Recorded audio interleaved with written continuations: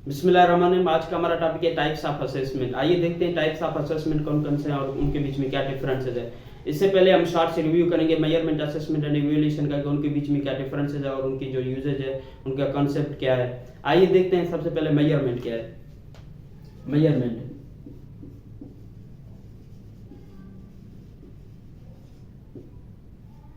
Measurement अब measurement क्या है कि ये भी एक टेस्ट का टाइप है जो क्लासरूम के अंदर यूज किया जाता है। इसका जो रिजल्ट बनेगा वो डिजिट्स में हो, यानी आपने देखा होगा कि क्लासरूम के अंदर या उसके बाहर आपने टेस्ट कभी दिया होगा, जो एक पेपर होता है जो 100 मार्क्स का होता है या 200 मार्क्स का, तो उसी से जो स्टूडेंट्स है वो जो भी मार्क्स लें, जितना भी नंबर लें, जितना स्कोर करें, अब उसका जो फीडबैक है, रिजल्ट, वो नंबरिंग में दिया जाए, डिजिट्स में दिया जाए। जैसे 100 में से किसी ने 60 लिए, किसी ने 50, किसी ने 70। अब इसी तरीके से अगर रिजल्ट दिया जाए तो उसको हम कहते हैं मेजरमेंट टेस्ट। उसके बाद है असेसमेंट। अब असेसमेंट के अंदर सेम तरीके से, इसी तरीके से होगा कि असेसमेंट टेस्ट की के अंदर क्या होता है कि इसका जो रिजल्ट है वो फ्रेज में दिया जाए या वर्डिंग फॉर्म में हो। आपने देखा होगा क्लासरूम के अंदर टीचर ने कभी आपसे कोई टास्क करवाया, आपने आपसे टेस्ट लिया होगा क्लासरूम के अंदर, तो उसका जो फीडबैक है या उसका जो रिजल्ट है वो वहीं पे ही आपको दिया गया, और उसी का जो रिजल्ट है वो नंबरिंग, वर्डिंग में हो या फ्रेज के तौर पर हो। जैसे good, very good, good job.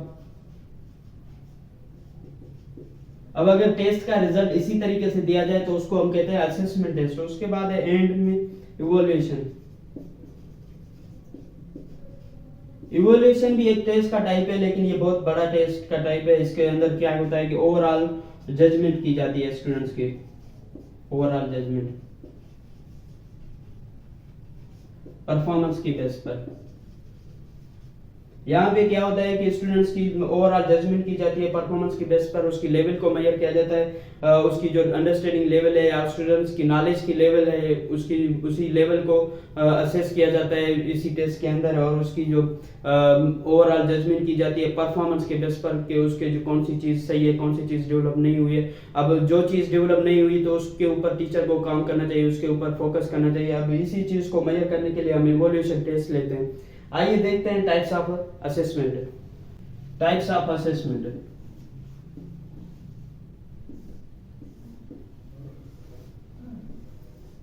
Types of assessment में हमारा पहला है प्लेसमेंट असेसमेंट। Placement assessment. दूसरा है डायग्नोस्टिक असेसमेंट है।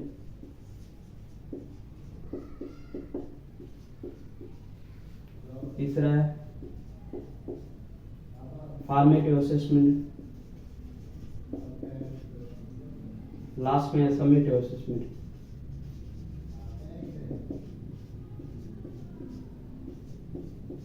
सबसे पहले प्लेसमेंट असेसमेंट। अब प्लेसमेंट असेसमेंट के अंदर क्या होता है कि यहाँ पे स्टूडेंट्स की लेवल को मेजर किया जाता है। ये बिफोर एडमिशन होता है, बिफोर क्लास आपसे जब टेस्ट लिया जाता है। आपने देखा होगा एंट्री टेस्ट, किसी आप यूनिवर्सिटी के लिए अप्लाई करते हो, किसी डिपार्टमेंट के लिए, तो आपसे एंट्री टेस्ट लिया जाता है। अभी उसी टेस्ट को जितना भी आप स्कोर करोगे, जितना आप मार्क्स लोगे, उसी मार्क्स के हिसाब से आपको अगर डिपार्टमेंट प्रोवाइड किया जाए तो उसको हम कहते हैं प्लेसमेंट टेस्ट। यानी आपकी जो लेवल होगी उसी लेवल के हिसाब से आपको किसी क्लास में बिठाना, उसको हम कहते हैं प्लेसमेंट टेस्ट। उसके बाद है इसका, मैं लिख देता हूँ जो टाइप है, एंट्री टेस्ट।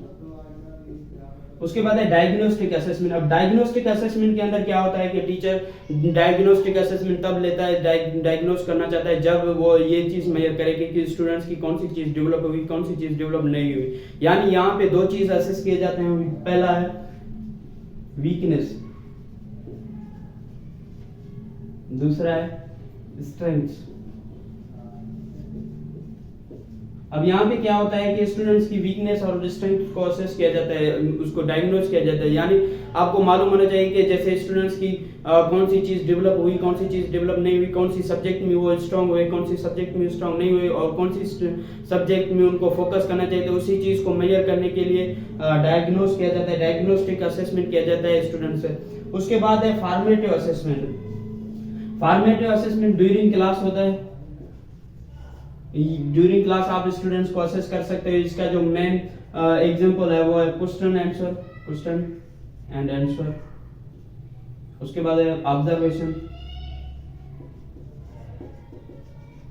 अब एक टीचर क्लासरूम के अंदर जब स्टूडेंट्स को असेस करना चाहता है तो वो कैसे असेस करेगा? सबसे पहले तो वो क्वेश्चन आंसर एक्टिविटी करेगा, वो ये चीज असेस करेगा, स्टूडेंट से क्वेश्चन करेगा और वो आंसर देंगे। तो उसी आंसर से वो ये असेस करेगा कि स्टूडेंट्स कितने डेवलप हुए, कितनी नहीं हुई, उनकी नॉलेज में कितना इजाफा हुआ कि नहीं हुआ।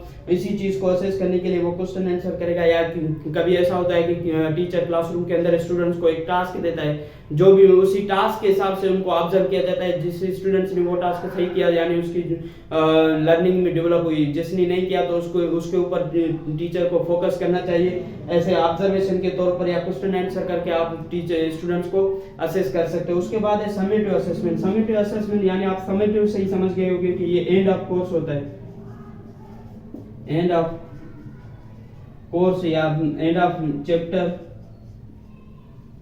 End of unit.